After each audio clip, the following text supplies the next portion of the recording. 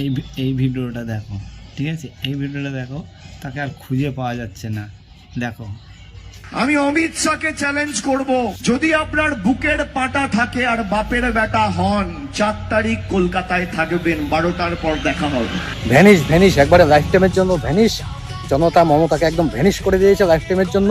এবার আমাদের বাংলাই থাকবে, আর বাংলাদেশ হবে না। এবার মন খুলে জয় শ্রীরাম বলতে পারবো। দুর্গাপুজো খুব সুন্দরভাবে হবে আমাদের এখানে, কেউ কোনো বাধা দেবে না। আর স্কুলে সরস্বতী পুজো হবে খুব সুন্দর হবে। জয় শ্রীরাম। খুব শান্তি পেয়েছি বন্ধুরা, খুব খুশি। সারা রাত আরেকটা ভিডিও দেখাচ্ছি, আরেকটা ভিডিও দেখাচ্ছি এর মধ্যে। দেখো, এটা আর বাংলা থেকে নিয়েছি আমি, ঠিক আছে?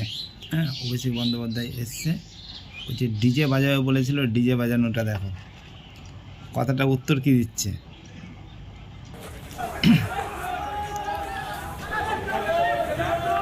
অভিষেক বন্দ্যোপাধ্যায় গিয়েছিলেন। অভিষেক বন্দ্যোপাধ্যায়কে দেখা গিয়েছে যে অভিষেক বন্দ্যোপাধ্যায় দেশদ্রোহী মন্তব্য করেছিলেন। অনেকে উত্তেজিত হয় এদের মুখের ভাষা শুনে, এই হচ্ছে বিজেপি সংস্কৃতি। একেবারে না, এক্ষেত্রে দাঁড়িয়ে এই ভাষা প্রসঙ্গে ডিজে বাজাবো বলা হয়েছিল, ভুল হয়েছিল। ডিজে বাজানোর কথা কি ভিতরে ডিজে বাজানো ভুল, ডিজে ভুল হয়েছে।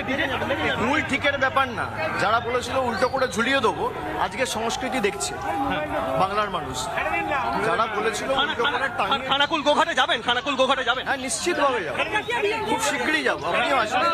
মন্তব্য করেছিলেন, দেশকে চ্যালেঞ্জ করেছিলেন। ইন্দ্রাশিস, প্রশ্ন করো, দেশদ্রোহী মন্তব্য করেছিলেন, চিৎকার করে প্রশ্ন করো।